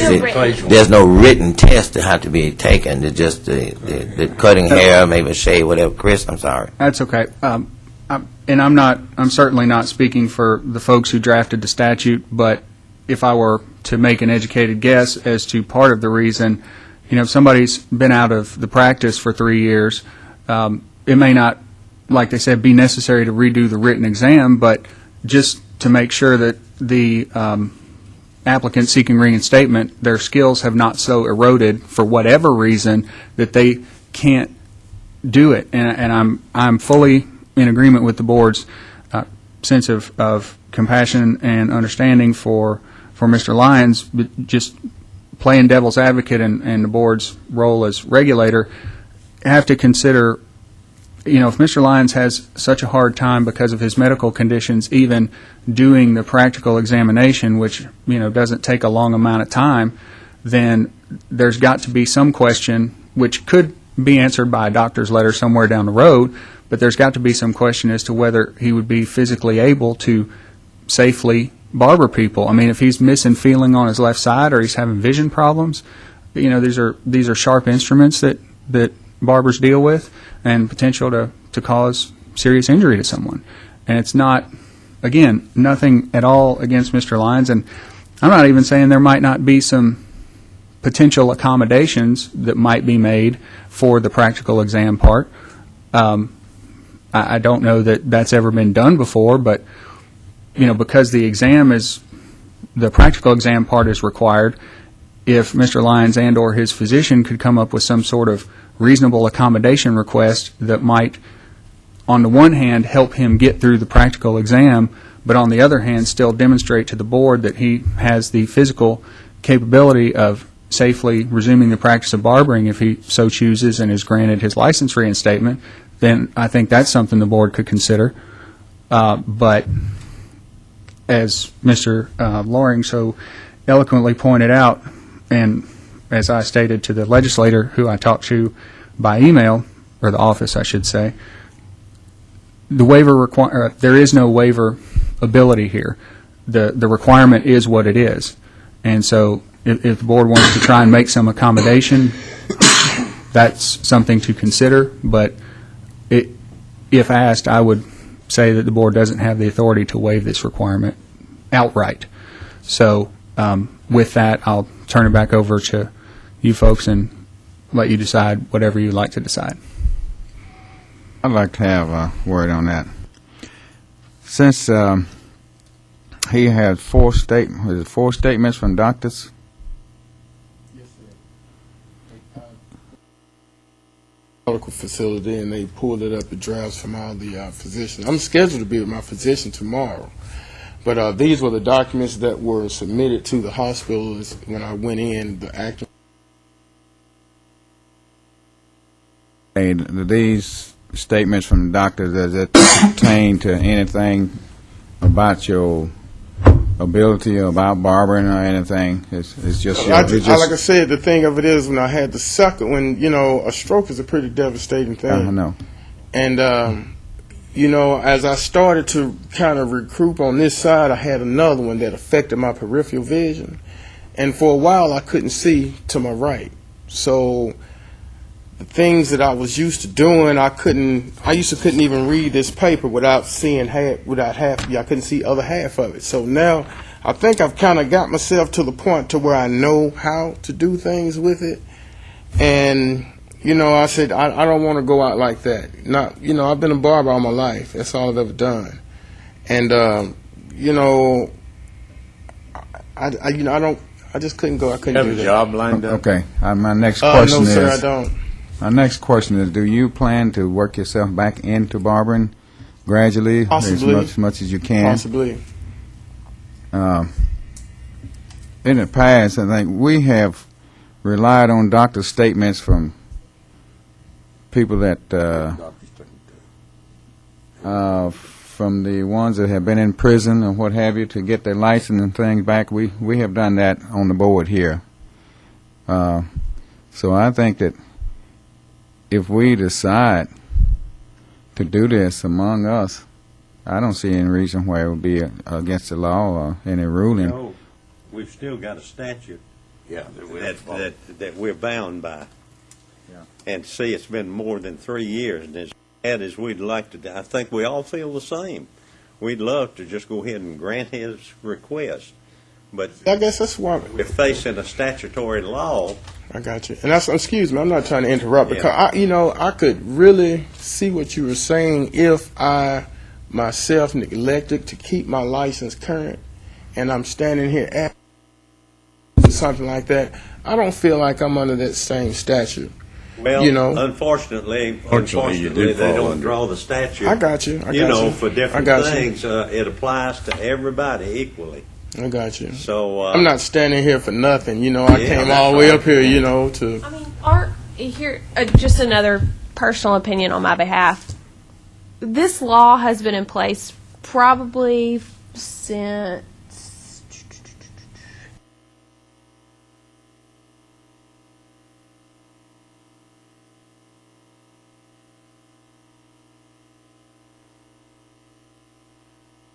'75. So unless you were licensed before 1975, this law was in place. And so if you had ever gotten a renewal and just let your license lapse, nothing's changed. I mean, you can let your license maintain being lapsed for as long as you want until you get to the place where you can take the practical. It's still going to be the same. You're always going to have to take the practical. After 3 years, you can always come back and just take the practical to get your license renewed. And once you pass and reinstate, you just need to make sure to maintain active licensure. Otherwise, you'll have to go across the board what every single person requires. If one of the board members let their license lapse for more than 3 years, they'd be required to do the same thing. And I think in this case here is what we're telling the board is they don't have the authority to waive this.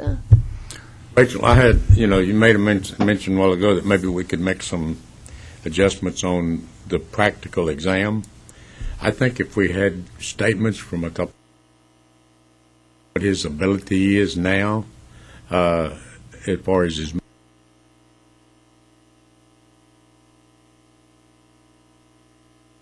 had to take the exam, we could make some concessions on Take some considerations when take some scoring for the considerations practical. on the Yes. practical. What do you think, guys? And then also, what are the fees? Could we waive the fees since Mr. Lyons has been sick? I mean, he's been out and not been able to work. Can we waive the fees for I the don't exam? believe you can waive a state license fee by law. Set by contract, and that contract is PSI, and so the board would be asking our testing company to test without a fee. Testing. You could take up a collection among yourself and pay for it, but you can't Can't waive it. waive it. Well, Ed, as I was pointing out earlier, in all the, the diagnosis and description of what Mr. Lyons' medical past, what we don't have is a current statement, as Mr. Payne pointed out, from one or more doctors, setting forth, okay, on the one hand, he can do everything except this. These are his limitations. Please take these into consideration when like to retake the practical exam. Signed, sincerely, Dr. So-and-so, MD. I mean, That's what I would recommend that he do tomorrow. He has a doctor's appointment, is to get a statement from your doctor saying what your limitations are. And that would be some consideration that the board could. Right, and we have a very good relationship with the testing company, and we could send any doctor statements over for when you went in to reinstate to take your practical. When the rater was there scoring you on your practical, we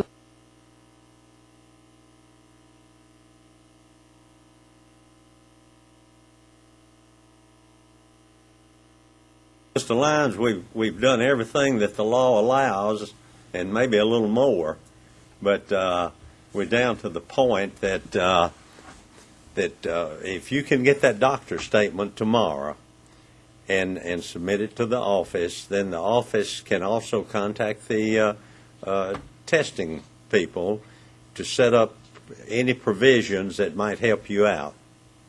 But there's no way we can get around taking the practical. So basically what you're saying is that I just need to come in there and maybe perform a shave or a haircut? Whatever the testing. Having a haircut, Yeah, it's a facial. it's probably the age-old barbering. The testing company has a booklet which includes what the Barber curriculum what the curriculum for the Barber practical is, to give you kind of an outline of what they're going to ask you to do, and we can either mail that to you or you can go over to the board office and get it. Either way, and it's on our website as well. Rachel, I might have one The reinstatement one? Not the reinstatement, but a practical. The practical, okay. Where would I have to go and take that test at? What's the one, what did you say, Knoxville? There's Knoxville, Nashville, and Memphis. Memphis location, Knoxville's going to be closer to Chattanooga. probably.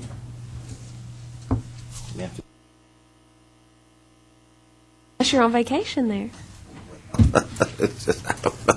I hate, this many years in the business that I was in it, I hate to come down as, something like this, We certainly sympathize with you, and certainly I'm just thankful to see you up and about after having two strokes.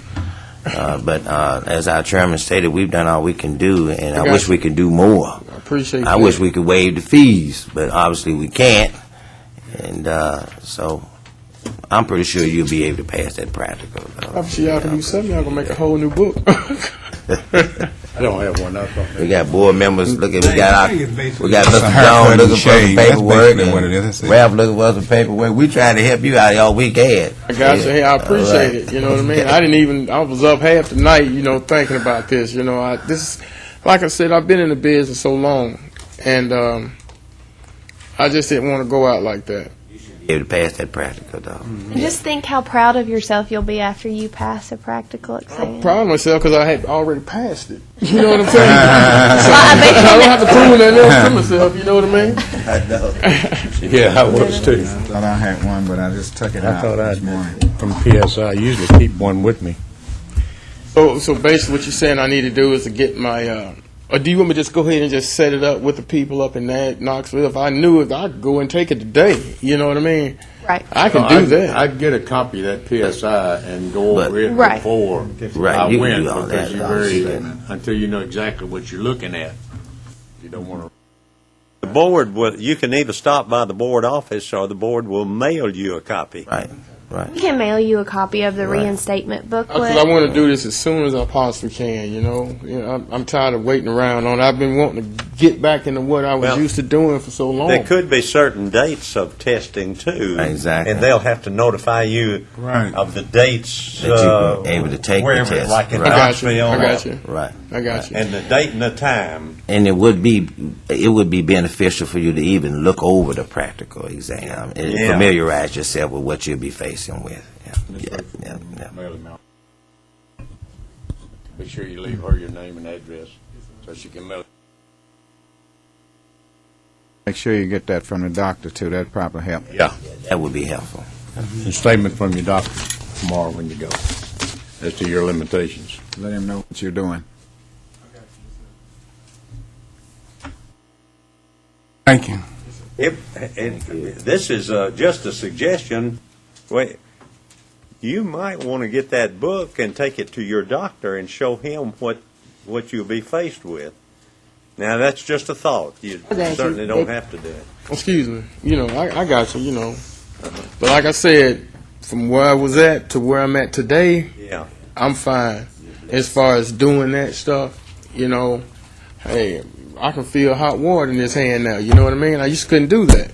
I can see a little bit better out the side of my eye. I don't have to worry about shaving no man's head off. I know how you feel. A year ago, 14 months ago, I was given 30 days to live, and I'm still here. Right. The I Lord's suppose been you good. had to stand in front of a board like that on something on a license deal. Yeah. So anyway, But I appreciate you. okay. Oh, Thank we you. thank you. Appreciate you. We thank you. Appreciate your interest in the business.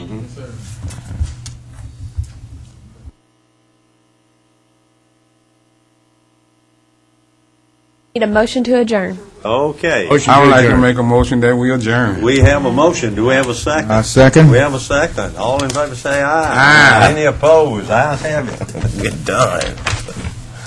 Okay. And next meeting will be. Hey. I can tell you right now. Hold on just a second. The